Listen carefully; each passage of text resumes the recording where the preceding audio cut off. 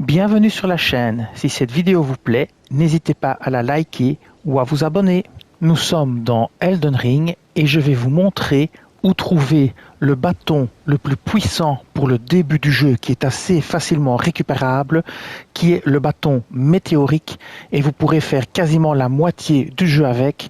Son gros avantage, c'est qu'il est intelligence S de base, donc il va amplifier vos dégâts d'intelligence au maximum puisqu'il est intelligence S, mais le désavantage, c'est que vous ne pourrez pas l'upgrader, vous ne pourrez pas l'améliorer, il est bloqué. Et donc quand vous arriverez à un certain niveau, il sera plus intéressant de prendre un autre bâton et de l'améliorer plutôt que de continuer à utiliser celui-là. Mais pour le début du jeu, c'est le bâton idéal et je vais vous montrer où aller le chercher. Alors nous sommes ici, aux rives du marais d'Ivoine. Et là, vous avez le sud de la chaussée de Kaelid. Ici, vous avez le mur flamboyant. Ici, vous avez les ruines de KLM. Ici, vous avez le balcon surplombant la putréfaction. Puis ici, vous avez le village aux eaux nécromantes. Ici, vous avez les abords du village aux eaux nécromantes. Le pont Saint. Ici, vous avez la cabane du maître de guerre. Et à partir de là, c'est facile. Vous avez les portes, l'église et le commencement. Blim, blim, blim, blim, blim. Il n'y a rien de compliqué. Et nous, on va partir d'ici, de là. Et on va aller ici, dans les ruines de la rue des Sages. C'est parti.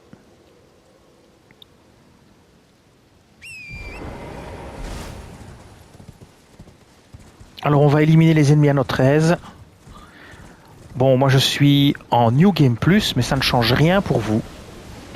Prenez bien le cheval pour pas être impacté par les maladies. Et ici, il va falloir tuer tous les ennemis. Alors moi, je vais le faire avec la comète, parce que je l'ai. Et je peux la concentrer, ce qui est très efficace. Je l'ai one-shot avec ça. Et dans cette tour ici, je pense que se trouve le bâton. On va aller voir. Voilà.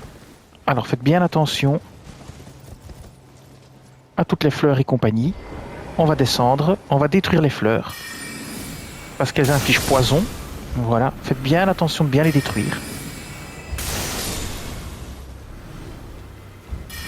Pareil ici. Concentrez bien votre sort si vous le concentrez. Voilà, impeccable. Et normalement, je pense que c'est ici.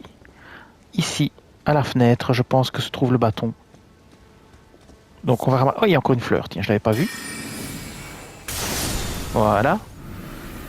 Ici, je pense que se trouve le bâton. Et voilà, le bâton météorique, vous l'avez.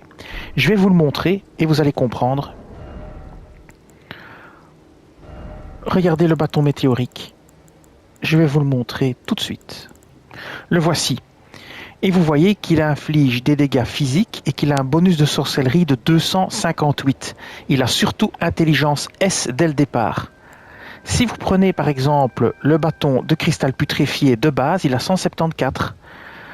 Si vous prenez par exemple un autre bâton que je n'ai pas amélioré, le bâton d'éclat de l'académie, il n'a que 175.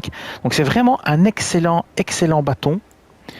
Mais il ne pourra pas rivaliser par exemple avec le bâton d'éclat de l'USAT qui a été augmenté, mais quand vous trouverez le bâton d'éclat de l'USAT de base, vous serez qu'à un bonus de sorcellerie de 188 avec ce que moi j'ai comme intelligence, mais avec le bâton météorique, vous serez à 258, donc vous serez bien plus haut. Mais quand vous allez commencer à améliorer ce bâton en plus 1, plus 2, plus 3, plus 4, il arrivera un moment où il dépassera le bâton météorique et où ce sera plus intéressant d'utiliser le LUSAT ou celui de Caria ou le bâton de la reine semi-humaine. C'est à vous de voir. Les deux meilleurs bâtons du jeu, c'est le sceptre royal de Caria que vous pouvez obtenir en récompense après avoir battu Renala, ou le bâton d'éclat de l'USAT que vous pouvez trouver dans Célia, la cité de la sorcellerie. Ça, c'est les deux bâtons les plus forts du jeu en fait. Et évidemment, si vous jouez des sorts météoriques comme les sorcelleries gravitationnelles, alors vous avez encore un avantage supplémentaire puisqu'il va amplifier vos sorcelleries gravitationnelles. Mais si vous jouez par exemple avec une palette de sorts variés, à ce moment-là, par exemple, le bâton d'éclat de l'USAT, il fera 30% de dégâts en plus, il consommera beaucoup plus de mana, mais il amplifiera tous vos sorts. Celui-ci amplifiera que les sorts de pleine lune et celui-là que les sorts gravitationnels, il y en a beaucoup comme ça. Mais celui-ci est un excellent bâton pour jouer une panoplie de sorts divers et variés parce que son bonus de sorcellerie est à 330, tandis que celui-ci n'est qu'à 364, mais pour les 10% de plus, ça vaut pas toujours la peine parce qu'il consommera beaucoup plus de mana et vous serez plus vite à court de mana. Mais tout ça, c'est expliqué dans d'autres vidéos sur la chaîne où je compare les bâtons et compagnie. Ici, je vous fais juste un petit résumé vite, comme ça, vous pouvez voir. Et donc, je vais vous montrer exactement où nous sommes. Comme ça, vous pouvez bien voir où on l'a trouvé, ce fameux bâton. Donc, nous sommes ici, exactement là. Donc, vous démarrez d'ici, vous allez comme ceci, et quand vous voyez la tour ici, cette tour ici, eh bien, vous prenez le bâton, et vous l'avez, c'est la tour ici, près de l'arbre là. Regardez bien la vidéo, c'est pas très compliqué. Il n'y a pas grand monde pour vous empêcher de le prendre. Vous pouvez le prendre très facilement. Et en plus, vous pouvez invoquer de l'aide, puisque vous voyez la petite porte sur le côté qui montre que vous pouvez appeler un esprit ici. Et donc, vous pouvez appeler qui vous avez envie pour vous aider. Par exemple, voilà, je le fais pour vous montrer. Et voilà. Et bien voilà, cette vidéo va s'arrêter ici. Je vous dis merci et à bientôt pour d'autres vidéos sur Elden Ring. Cette vidéo s'achève ici. Je vous dis merci et à bientôt sur la chaîne.